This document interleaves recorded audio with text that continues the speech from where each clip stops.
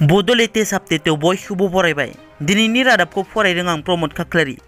गिबि निउस दङ 2020 मायथाइनि 27 जानुवारियाव आसाम सरकार मिरु सरकार UBPO एबसु आरो NDP नि मोनब्रैबो हानजानि गेजेराव जालांनाय बर'नि थामथि गोरोबथा बिटिआर गोरोबथानि हेंथायै बारग' मन्थ्रि चन्दन ब्रह्म, सानसुमा खुंगुर बैसोमुथियारि, BTC नि बारग' लिङाइ गाहाय खाम्फा बरगयारि आरो गुबुन सा 92 सुबुंफोरा जयैनो गुवाहाटी गोजौ बिजिरसालियाव PIL होदों।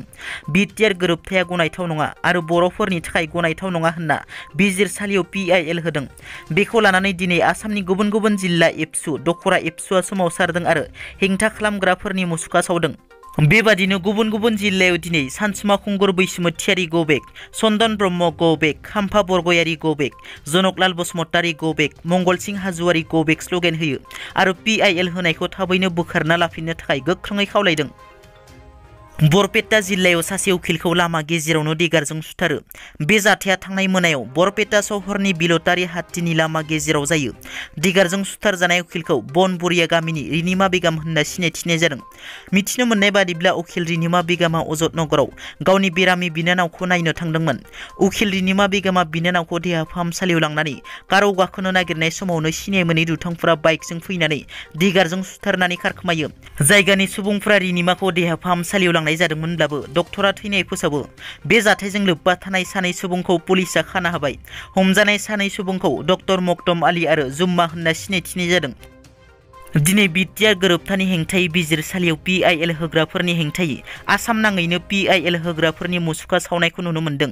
मख'नो गोनांदि बे मुसुखा सावनाय हाबाफारिनि गेजेरजों बुङोदि सनितपुर जिल्लानि बर'फोरनि नुनाय सिमाङा बिथांमोननि PIL होनायनि गेजेरजों बोरैबाफोर फेलें जायोब्ला सनितपुर जिल्लानि 3 लाख बर'फोरा बिथांमोननि न' थांनानै सोंखारिगोन आरो गोसो जायोब्ला बास लानानै बिथांमोननि न' थांनानै गावनि जिउखौ फोजोबस्रांना लानो थाखाय थियारि होनना गोख्रों रावजों बुंथियो।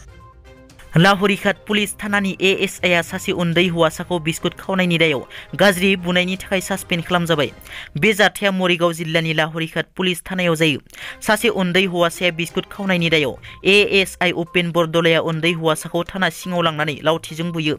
बुंथिनो गोनांदि बे जाथायनि उनाव पुलिसफोरा उन्दै हौवासानि नखरखौ खुगा बन्द लाखिनो थाखाय घुस होनो नाजादोंमोन। उन्दै हौवासानि बिब'आ फोरमायनाय बादिब्ला उन्दै हौवासाखौ बुनाय भिडिअ'आ ससियेल मिडियायाव भाइरेल जानायनि उनाव पुलिसा नखराव फैनानै रैखा खालामनो थाखाय खावलायो आरो खुगा बन्द लाखिनो थाखाय रां जासिदोंमोन। नाथाय नखरा न्याय नागिरनानै बे रांखौ नाजावाखैसै। बिटिआर गोरोबथानि हेंथायै बिजिरसालियाव PIL होग्राफोरनि हेंथायै मुसुखा सावनाय हाबाफारि लानायनि उनाव माखासे बाथ्राया सोराङाव फैदों। बिटिआर गोरोबथानि हेंथायै PIL होनो थाखाय उदालगुरि जिल्लानिफ्राय दमेश बसुमतारी, खरगेश्वर बसुमतारी, प्रनेन बसुमतारी आरो कक्राझार जिल्लानिफ्राय सबल मोसाहारि, बिजय बसुमतारी, पलेन्द्र ब्रह्म, बंकिम प्रसाद बसुमतारीखौ नंखाय बाथ्राजों थगायनानै मुंसाइ लानाय बाथ्राया सोराङाव फैदों। मख'नो गोनांदि दिनैनि बे पेटिशन पेपार आरो मुसुखा सावनाय हाबाफारियाव PIL होग्रा सानसुमा खुंगुर बैसोमुथियारिखौ खुद्रिनानै बिथांनि सावगारिखौ जोदलायो। खाम्फा बरगयारि, चन्दन ब्रह्म, सानसुमा खुंगुर बैसोमुथियारि बिथांमोननि सावगारिखौ सेन्देलजों गानाय फट'फोरखौ ससियेल मिडियायाव नुनो मोननाय जादों। दिनैनि रादाबा एसेनोसै। नोंथांमोना जुदि आंनि चेनेलखौ दासिमबो साबस्क्राइब खालामाखै, अन्नानै साबस्क्राइब खालाम। गोजोन्थों।